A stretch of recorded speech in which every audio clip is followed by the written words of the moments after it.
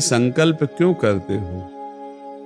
पता नहीं शाम तक जीवित रहें कि ना रहें, हमें भरोसा नहीं, तो हम संकल्प क्यों करें? भाई मैं ये करूंगा, ये संकल्प तो वो करे जिसको कल का भरोसा हो। अपने लोग तो ऐसे मृत्यु लोक में है कि अगले सेकंड का भरोसा नहीं। तो ऐसी प्रार्थना करनी चाहिए कि हे प्रभु, यदि आपने मुझे जीवन दिया, सामर्थ्य दिया, समय दिया, तो ऐसी हमारी भावना बन रही कि हम 108 परिक्रमा कर लेंगे। अगर नहीं समय, नहीं शरीर सामर्थ्य रही तो हम एक को नहीं करेंगे, तो कोई अपराध नहीं लगेगा। अगर संकल्प ले लिया कि अब 108 करेंगी तो अब करना चाहिए। फिर देखो, संकल्प पूरा करना चाहिए। तो अभी जान तो शरीर में है ही, तो संकल्प के लिए फिर उसी कार्य में लगा जाता है। पर हम सबसे प्रार्थना करते हैं संकल्प ना लिया जाए।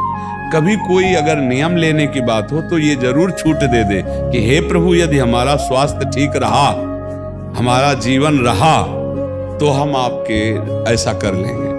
और अगर नहीं रहा तो आपने कोई संकल्प किया नहीं तो पाप नहीं लगेगा। ऐसे थोड़ा अपराध बनने की होती है कि 108 की योग तब होता है जैसे कोई डील करते हैं ना, गोवर्धन महाराज मेरे पुत्र का नौकरी लग जाए, मैं 100 परिक्रमा करूंगी, तब जाके थोड़ा सा ऐसा ज्यादातर होता होगा, ऐसे भक्ति मिले ऐसा। हाँ, तो करना चाहिए, फिर हमें लगता है करना चाहिए। पर अगर समय के पदार गया तो फिर कैसे कर पाएगा? मृत्यु लोक है, मरण धर्मा शरीर है। तो मुझे तो भरोसा 1 मिनट का नहीं अपने शरीर का कि 1 मिनट ही अगला जिएगा कि नहीं जिएगा। इसीलिए संकल्प विकल्प करने का अधिकार ही नहीं है। पता नहीं शाम तक जिएंगे क्यों भाई, पक्का है किसी को? अब पता नहीं शाम तक जिएंगे कि नहीं, तो हम क्या संकल्प करें? हमें तो यही कि प्रभु जैसे चलावे वैसे चल रहे। परिक्रमा करवा दिया, परिक्रमा करने बैठे बैठे राधा राधा जप रहे, मांग के खा लिया, भगवान के भरोसे बाबा जी। ऐसे गृहस्थी में अपने धर्म कर्म किए, जब समय मिला तो परिक्रमा कर गए। अच्छा, प्रार्थना करना स्वामी से कोई गलत बात नहीं कि हमारे बच्चे की नौकरी लग जाए, हमारा काम बन जाए, जरूर करो। भगवान से नहीं करोगे तो किससे करोगे? करना चाहिए।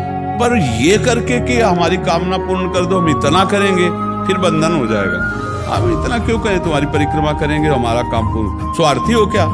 हमारे पिता हो, हमारे स्वामी हो, हमारी जरूरत है, मांग रहे कि प्रभु हमें एक संतान दे दो, हम आपको कुछ करेंगे। ये हम में बस नहीं, हमारे पास तो जो कुछ दिया हुआ सब आपका है नाथ। स्वाभाविक 108 परिक्रमा लग जाए, कोई बात नहीं। संकल्प मत करो, मांग जरूर लो, तुम्हें मांगना है, और छूट दे दो कि प्रभु यदि उचित हो तो ऐसा करना, अगर उचित ना हो तो प्रभु लाख बार मांगो तो भी पूरा मत करना। ये भक्तों की मांगे होती है, ये सत्संगियों की मांगे होती है कि नाथ मेरी आवश्यकता तो है, और अगर आपको उचित लगे तो आप दे देना, और अगर उचित ना लगे तो मेरे मांगने पर भी आप ना देना। ये जब ये बात बनी रहती है कि जितना नाम जप होना चाहिए उतना नहीं होता, उतना, ये बात तो हमारे में भी है। इतनी पीड़ा तो हमको भी बनी रहती है कि जितना होना चाहिए उतना नहीं होता। इतनी पीड़ा हम अपने गुरुदेव भगवान में भी देखी। एक दिन उन्होंने कहा क्या बताएं, जीवन निकल गया, छक के नाम जपने को नहीं हुआ, रात दिन मंत्र में नाम में लगे, रात दिन 10 वर्ष समीप रह के सेवा में रहे। तो देख, बोले क्या बताऊं, पूरी जिंदगी निकल गई, छक के नाम जपले को नहीं मिला। तो भगवत भजन करने वाले में भजन की इतनी भूख बढ़ जाती है कि रात दिन भजन करने पर भी उसको ऐसा अनुभव होता है कि जैसा होना चाहिए वैसा। यही अखंड भजन बनाता है, यही अखंड। पर इस अखंड भजन होते हुए भी रोना आएगा कि प्रभु मुझे भजन करने की रुचि दे दो। यही भजन, असली भजन का ही फल है।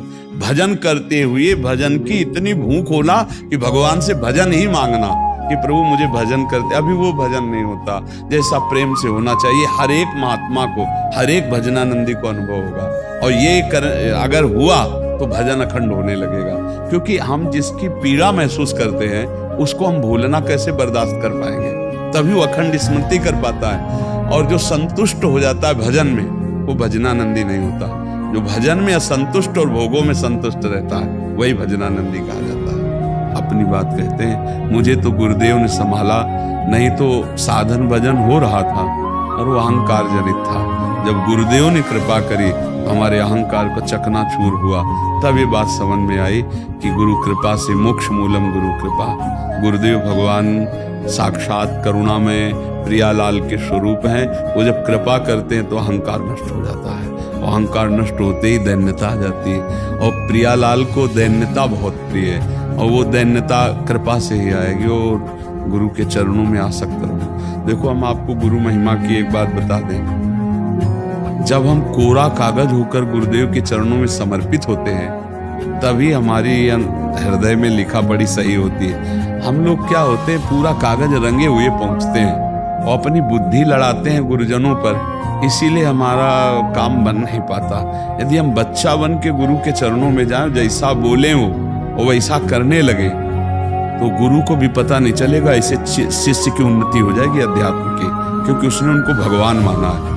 देखो, एक हम प्रसंग कई बार सुना चुके हैं, एक उड़िया बाबा ने सुनाया था प्रसंग कि एक बंगाल के भगत के मन में आया कि मैं गुरु बनाऊं, तो एक प्रसिद्ध थे काली के उपासक, उनके पास गए और वो मदिरा पीते थे, वो जानते नहीं थे, वो मदिरा पिए हुए बैठे हुए थे। तो उन्होंने कहा, गुरुदेव मैं आपको गुरु रूप से वरण करता हूँ, मुझे मंत्र दे दो।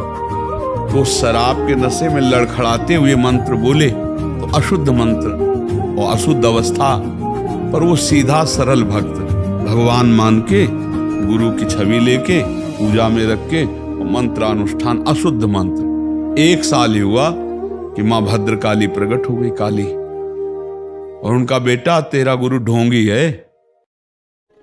तो उनका माँ, पहली बात तो आप गुरु को ऐसा ना बोले, गुरु हमारे परब्रह्म है, आप ऐसा ना बोले। बोले, बेटा तो बहुत सरल है, जानता नहीं, वो शराब पीता है, और जो मंत्र दिया ना वो अशुद्ध है। माँ ने कहा, तो उनका माँ, अब तो और विश्वास आपकी बात पे नहीं रहा। अगर गुरु ने अशुद्ध मंत्र दिया होता तो तुम 1 साल में आ गई, कैसे आ गई? बोले, बताने आई हूं कि मंत्र अशुद्ध है। तो उनका माँ, मैं अपने गुरु निष्ठा और गुरु मंत्र को नहीं छोड़ सकता, आप जाओ। तो उनका बेटा, मैं तुम्हारी गुरु भक्ति पे प्रसन्न हुई और आज से मेरे सिद्ध करने का मंत्र यही होगा जो अशुद्ध मंत्र। ऐसा गुरु भाव किया जाता है। गुरु को परब्रह्म साक्षात माना जाता है। परब्रह्म में दोष दर्शन नहीं होते, दोष हमारी बुद्धि का है। अगर बुद्धि का दोष निकाल दे तो देखो, मत्ता परतरम नान्यत किंचिदस्ति धनंजय, भगवान कह रहे मेरे सिवा कोई और है नहीं कि हम गुरु को दोष दर्शन में देखें। कहीं ना कहीं हमसे त्रुटि हो रही। हमें घोर पापी में भी भगवान देखना है, तो गुरु में भगवान देखने में क्या बात है? विचार करके देखिए, जब हम गुरु में भगवान देखते हैं तो अपना समर्पण करते हैं, और जब वो हमारे साथ उल्टा व्यवहार करते हैं और हम सह जाते हैं तो हमारा अहंकार नष्ट हो जाता है। वहीं रहकर उसको चोट पहुंचने दो अहंकार को, और अहंकार जब मिटिया मिट हो गया तब कृपा उदय हुई, तब समझ में आया को साक्षात परब्रह्म गुरुदेव हैं। गुरुर ब्रह्मा गुरुर विष्णु गुरुदेव महेश्वरा, गुरु साक्षात परब्रह्म तस्मै श्री गुरु। गुरु में भगवान बुद्धि करना बहुत कठिन बात है, सबसे कठिन बात विश्व में समझ लो, गुरु में परब्रह्म बुद्धि करना। और गुरु में परब्रह्म बुद्धि नहीं तो कुछ भी कर ले, अहंकार नष्ट नहीं होगा। यह खुली बात कह रहे, गुरु ही एक वो खिलाड़ी है जो हमारे अहंकार को मिटिया मेट कर दे सकते हैं, दूसरा नहीं। इसीलिए ध्यान मूलम गुरु मूर्ति, पूजा मूलम गुरु पदम, मंत्र मूलम गुरु वाक्य, मोक्ष मूलम गुरु का चरणामृत पियो, गुरु की चरण रज लगाओ और गुरु के आगे एक तुच्छ सेवक की तरह रहो, अभी दैन्यता आ जाएगी। अगर गुरु में दोष दर्शन होने लगे तो हट जाना चाहिए, और दूर से उनको परब्रह्म मान के बिना निंदा किए उनके द्वारा बताई हुई उपासना में रत हो जाए तो उसका परम कल्याण हो जाएगा। दूसरा गुरु बनाने की जरूरत नहीं। परमात्मा प्राप्ति के लिए गुरु कृपा है। हम तो आपको हाथ उठा के कहते हैं कि गुरुदेव की कृपा के बिना एक कदम नहीं चल सकते, एक कदम भी नहीं चल सकते। हम जैसे भूमि में ही कदम रख सकते हैं, ऐसे हम जीवित हैं, परमार्थ में चल रहे हैं तो केवल अपने गुरुदेव की कृपा से चल रहे हैं, किंचन मात्र कुछ नहीं। केवल वो ऐसे पकड़े हुए हैं तो हम चल रहे हैं, अगर वैसे छोड़ दे तो धम्म में से गिर जाए। गुरु कृपा ही केवल, गुरु कृपा है। वो दैन्यता गुरु कृपा से आती है। महाराज जी, धन्य भाग है आपकी कि आप दैन्यता चाहते हैं। हाँ, परम कृपा है वैष्णव आचार्यों की। बस चुपचाप चलते रहिए, किसी की निंदा मत करना और किसी के दोष दर्शन मत करना, बस इसी से दैन्यता आ जाएगी। और दैन्यता में रोना आता है, जैसे अब आपका है दैन्यता में रोना आता है कि मुझ जैसे अधम पर इतनी कृपा श्री कृष्ण की, महाप्रभु की, गुरु की, तो वो हृदय निर्मल होता चला जाता है। जब रुदन होता है ना प्रभु के, उसमें इससे ज्यादा और किसी तीर्थ में नहीं पवित्रता है जितनी रुदन में पवित्रता है। हाँ, रुदु सुश्रम राजन कृष्ण दर्शन लालसा, जब अपने प्यारे प्रभु के लिए रोना आता है तो हृदय निर्मल, तार तार निर्मल हो जाता है। और कबीर दास जी कहते हैं कि बिन रोए किन पाइया प्रेम प्यारा मीत, कबीरा हंसना छोड़ दे रोने से कर प्रीत, बिन रोए किन पाइया प्रेम प्यारा मीत। पर भगवान की 3 प्रकार की लीला है, एक है सृजन और एक है पालन और एक है संहार, और तीनों लीलाएं होंगी, पक्का होंगी। जैसे सृजन जरूरी है, पालन जरूरी है, ऐसे विनाश भी जरूरी है। तो देखो, इस शरीर को कहा गया विनाशी और इस लोक को कहा गया मृत्यु लोक।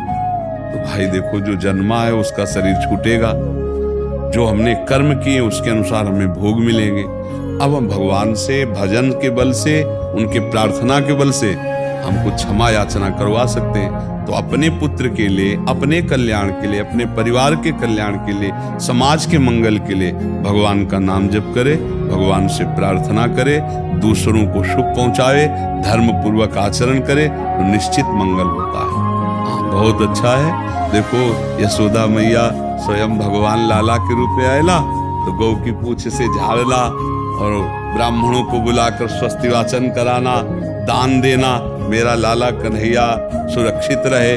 क्योंकि बड़े बड़े आक्रमण हुए ना, पूतना है, द्रोणावर्त, अघासुर, बकासुर, तो मैया घबरा जाती थी कि दुनिया की बलाएं हमारे लाले के पीछे काहे पड़ी। और अच्छा, माँ को अपने पुत्र का महान स्वरूप दिखाने पर भी दिखता ले, क्योंकि माँ है ना, उनको तो लगता है मेरा लाला है।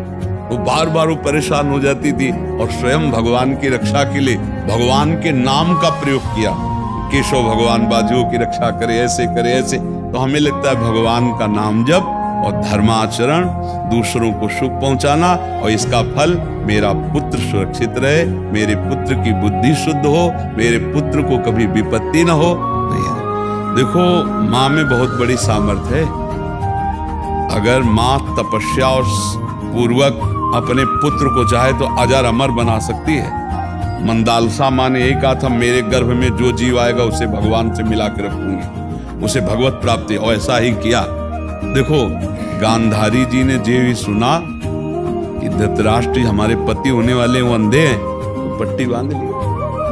जब ये समय आया कि अब युद्ध होगा ही पक्का, तब गांधारी जी ने कहा, बेटा मैं तुम्हें बहुत प्यार करती हूँ, तुम मेरा बेटा है, पर भीम के सहयोगी श्री कृष्ण तू मारा जाएगा, इसलिए जा, तू नग्न होकर मेरे सामने आ जा, मैं पट्टी खोलती हूँ, तेरा शरीर वज्र का हो जाएगा, मृत्यु ही नहीं होगी तेरी। अब भगवान तो भगवान ही है।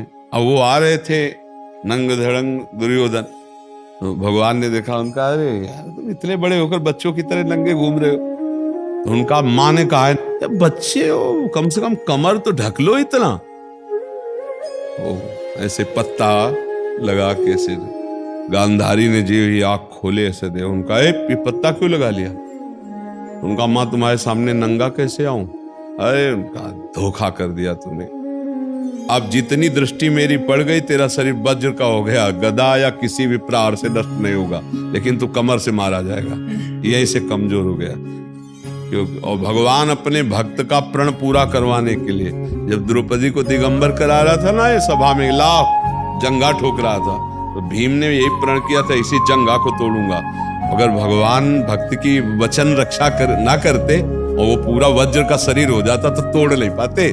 इसीलिए भगवान ने, तो माँ में कितनी सामर्थ्य है। आप देखो, अधर्म युक्त चल रहा है, लेकिन मेरा बच्चा सुरक्षित रहे, आंख की पट्टी खोली, पतिव्रता, तो वज्र का शरीर कर दिया।